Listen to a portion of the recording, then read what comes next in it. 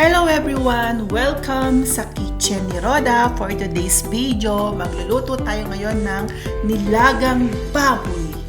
Isa sa pinakamasarap na soup, ang nilagang baboy. Kasi po, pag nagluluto po ako ng nilagang baboy, namimiss ko pong humigop ng sobrang init na sabaw. At di ba po ang nilagang baboy, napakasimple lang ng lasa. Kaya tamang-tama lang siya kapag gusto natin ng comfort soup. So ngayon po, inuugasan ko po ang baboy ng bonggang-bongga para mawala po yung mga dumi na nasa baboy. Then ngayon po ang gagawin ko, itatransfer po natin sa kaserola.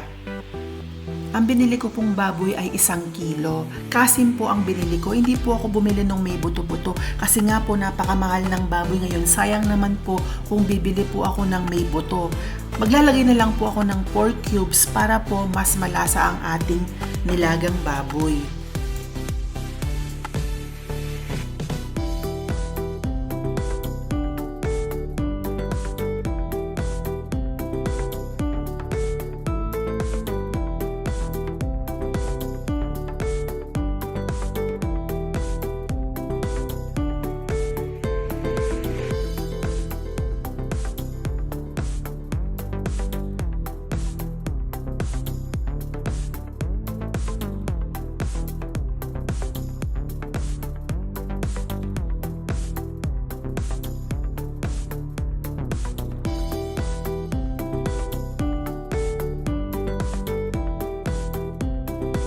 Next naman po, maglalagay po tayo ng tubig. Tansya-tansya lang po ang paglalagay ng tubig natin. Hindi po sobra at hindi kulang.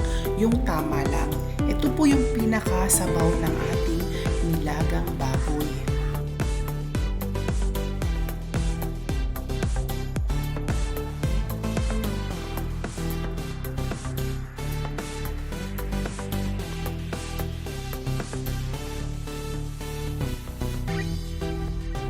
So guys, enough na po siguro yan para sa pinakatubig natin. Ngayon po maglalagay po tayo ng asin. Para abang kumukulo po ang baboy natin, nagkakaroon po siya ng lasa. Ito nga po, pinapakulo ko na po ang baboy natin. Ngayon po ang gagawin ko, tatanggalan ko po siya ng yung pong mga nasa tabi niya, yung mga itim-itim na yan. Yan po yung pinakadumi ng baboy. Kailangan po alisin natin yan.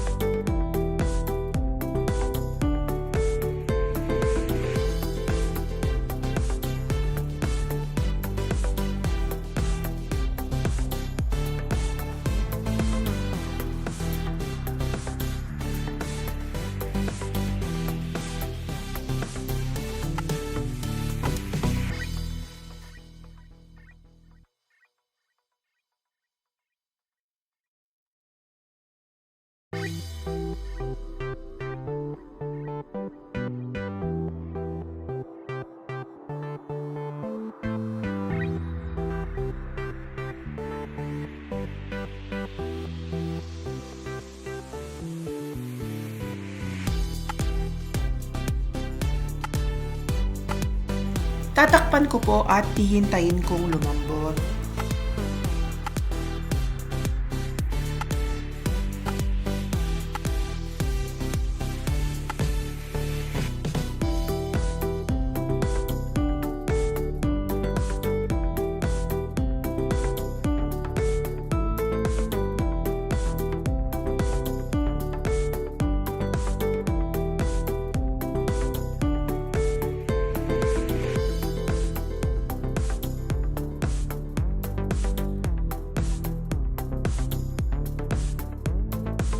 I-check na po natin ang baboy kung malambot na. Ngayon po maglalagay na po ako ng patatas.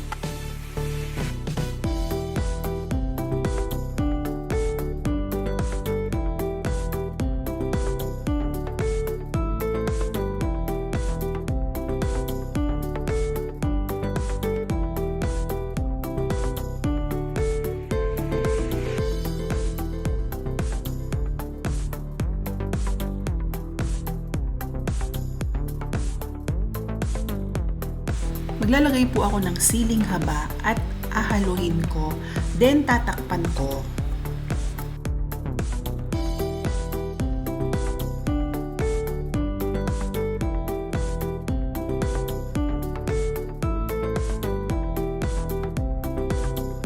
Ilalagay ko na rin po yung repolyo at pechay. Nangangamoy na po ang nilagang baboy natin. Parang ang sarap-sarap na pong umigop ng mainit na sabaw. Yan po guys, nilagay ko na po lahat ng gulay natin. Ngayon po, ang gagawin po natin, pagkalagay po ng gulay, iintayin lang po natin na lumambot ang mga gulay. Huwag po natin paka-overcook guys. Dapat po, tama lang po yung pagkalambot ng gulay natin.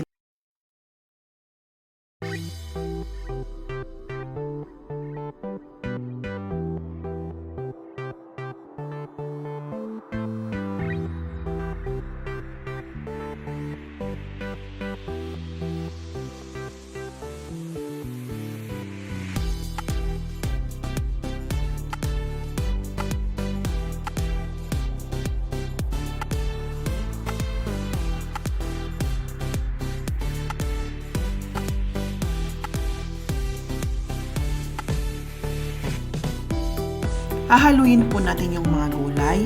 Yung mga nasa baba po, lalagay natin sa taas.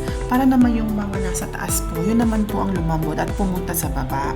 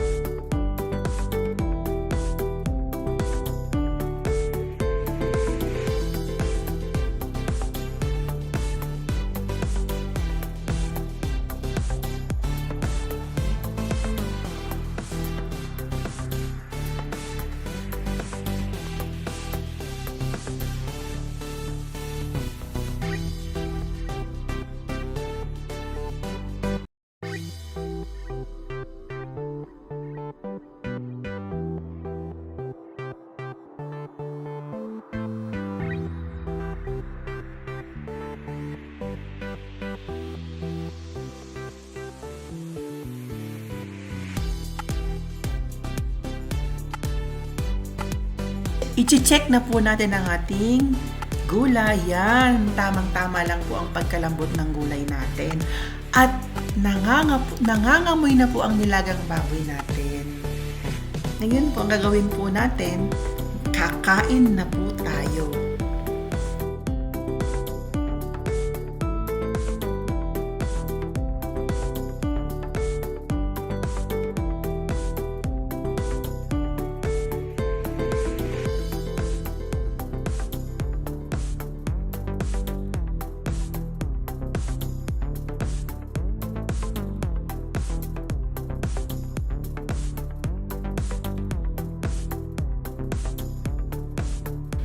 Maglalagay pa po pala ako ng paminta, pahabol po, para po mas mahanghang ng konti.